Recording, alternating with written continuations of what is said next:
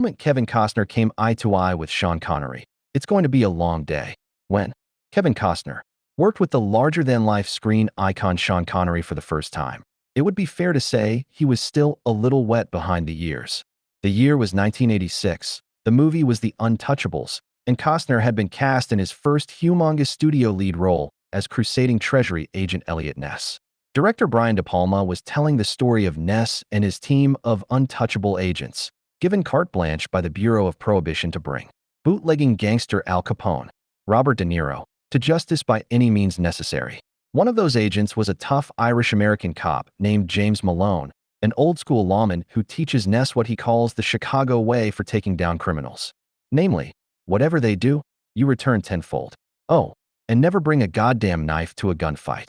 Naturally, when casting an eye around Hollywood for the perfect star to play a Chicago man with Irish roots, De Palma settled on the industry's most famous Scotsman, whose accent has never even come within a whiff of Irish or American. To the director's credit, though, he applied the same logic to the casting as the movie business always has with the star once known as James Bond. He'll sound like Sean Connery no matter who he's playing, and that's fine. Why?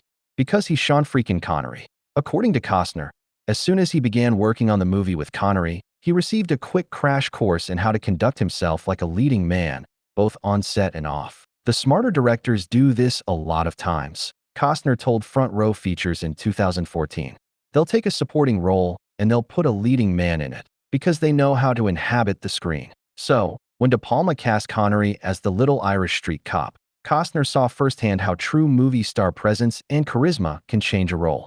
You realized how formidable he was, Costner recalled, adding that De Palma could have easily cast any character actor to bring up that Irish brogue, but instead, he sought the biggest star Costner has ever worked with, before or since.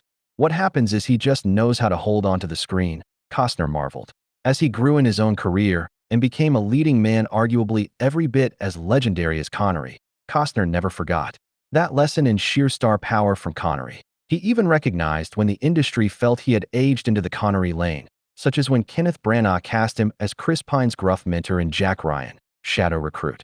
In that movie, he tried his best to hold the screen like Connery did, but also utilized some practical advice Connery swore by on The Untouchables.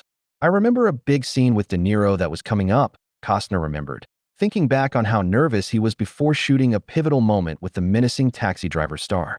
Everyone was idly chatting and milling around before cameras rolled, with Costner among them. All of a sudden, Connery addressed him with his character's name, Mr. Ness, and told him to sit down.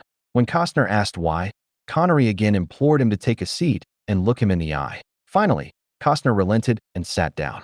It was only when he was face-to-face with Connery that the elder statesman said, "It's going to be a long day," and Costner realized he was advising him to conserve his energy for the scene, instead of wasting it on pacing back and forth. He talked about practical shit, Costner said with a smile. Like, it's going to be a long day.